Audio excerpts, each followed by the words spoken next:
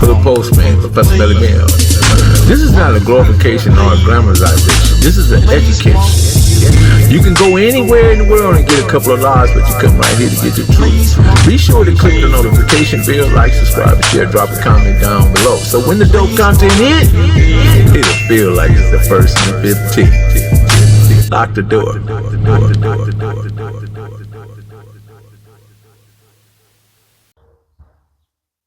Professor Melly Mel, the Hood Postman. Who I'm here with today? Oh, you were there with OG Brydog D1, as better known as Brydog, Brydog, Bones Loke, variety of names, but you know basic Brydog. Brydog, Brydog, Brydog, Bones. It's a bunch of them, baby. So, out of all those names, how did those names even come about? Let's start right there, Brydog. All right.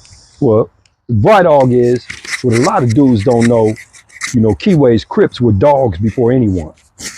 And then when 43, 44 came about, 47, 48, you had the Bloods, the Red Rags, start calling themselves B-Dogs. So basically the next generation, which I guess would be the OBGs and BGs of the, you know, I'm just using that as what Compton used as a whole for the Crip faction, start saying we don't want to say dog because they saying dog.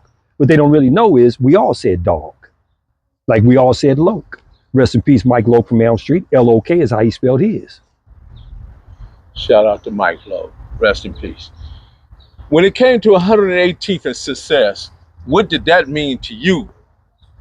118th and Success is the nucleus of Carver Park. 118th and Success is if you hung on this side, you had to be cut like that.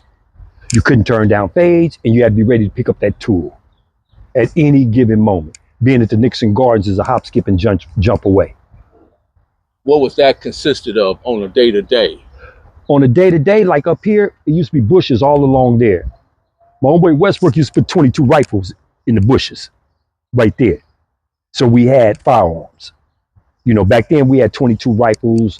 You pulled the magazine out of it, you loaded it all. You remember how it was, but this generation doesn't know. So on a day-to-day basis, you know, it'd be homies up here like Willie Herb, Felton, Roy Tucker, Sid Thomas, Mel, Percy. I could just keep going on and on. But the heart of us, as the 16-year-olds that was over here every day, was me, Westbrook, Baba, Bunky, Brax, and Brydog. The homie LV, he had took a hiatus for a minute, and he came back, but he was part of that crew too. But I'm talking about the 16-year-olds that actually were up here at Carver Park were us. We had homies like Corky, Pookie, and them. They'd come from the other side. What about Brydog? Brydog was here, Darren. He was here, you know. Yet the nucleus of the handful of 16-year-olds that were up here daily, we lit up here. We might as well slept up here. We used to sleep on the porch right there, go to sleep right there, the homies, on the little grass right there. You know? Yeah, it was our thing, man. Got it. So when you talk to the dynamics of it, you're talking about the Glue Baby, Roy Tucker, Willie Herb, Felton, and we also talking about Color Bar. Right. Boss Hog. That's Rob Thomas, but he a couple years older than me. We went Centennial together. Okay. And my boy Ezel. Oh, old man. Old man. Yeah. I got to include. Shout out to Old Man and shout out to Boss Hog, because they personal friends of mine, and I gotta love it. And shout out to Willie Herb. Me and Willie Herb is very. I appreciate it though. But I appreciate this interview more so because let me say this, Brian. The first initial take was Carver Park and the Compton Pyru Street Boys. That's what initiated everything in Compton. Right. And then later on, the Grandies joined in on that particular, because Mac Thomas true, never liked them. Right. Raymond Washington was okay with them through relationships, and they were bonded. Okay. But at the Carver Park, I don't know if you remember, Carver Park got into it with them at Centennial High. First ones to take off was Carver's. Yeah. First ones. And it was, I think it was, I can't remember his name. They got into a fight up there. One of the first ones. I want to say his name is Tim, but I'm you can correct me if I'm wrong, older homies. But he's the first one that took off on the Pyru, I think in the cafeteria, the nutrition area at Centennial, and that kicked it off. And that kicked it off. And that, from that point on, it escalated from there into where we at to today, right? Right. I'm asking you this because I'm wondering, 22 is hindsight, right? What could have been different about that? Because we were all from Compton, right? But for some reason, blue on one side, red on one side. That made the difference. If you think about it in retrospect or hindsight, as you say, just imagine if Compton would have been one force. I'm talking about the Pyrus along with us riders. That would have been a beast for anyone else. Yeah, the dynamics of it is something else. So I also want to include, what was the Sherwood Capris like? Well, when we were coming up, what I mean by me and the other 16-year-olds, the Sherwood Capris were empty. They were vacant. And we used to go down there. I used to go down there with my homeboy Marlon Black sometimes and get wet. Because like I said, I'm a former dude that smoked water. That was my drug of choice. Yet, the Sherwood Capris are occupied now like they were. Yet, from the stories I was told, it was a war zone over there. A back and forth. Roy Tucker, Willie Herb, Felton, Glue Baby, Color Bar, Zane were back and forth to the west side. Where did James Compton fit in all that? Okay, well, you talking about Baby James from 1180 East Coast Block, well, from Block. It was a unity. It's always been a unity amongst the Carver Parks and the blocks. So they were hangout buddies in their generations. Just like in my generation, it was the G-Mans, the Z-Walds, the Riff Raps, the Blue Devils, the Suntans. These are all 1180 East Coast blocks.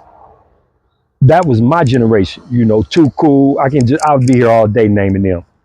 So for those who don't know, the Sherwood Capri is where East Side Crips, Compton Crips, West Side Crips, they all congregated and hung in the Sherwood Capri. Because the Sherwood Capri was on Central. Yeah, on Central and 118. Not almost right there at stops. Right. Well, up the street, yeah, because the freeway wasn't there. Yeah. The freeway wasn't there. So it gave you a look at what was the landscape or the playing field of what was coming and what was going. Exactly. And I think it was perfect for whatever they was doing at that time. Right. See, the dynamics of Carver Park is we have map. We have a very big neighborhood. And it's 4 sides to our neighborhood. Explain them. Okay, you have this side, which is the park side, and you have the 2 cliques over here, Antwerp and Alabama Street. All right. Then you have the Ball side, which encompasses from 120th Central and the Canal.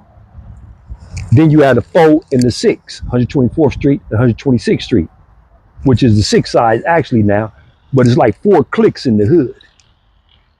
So basically, we all one. Mess with one, we come together like a glove.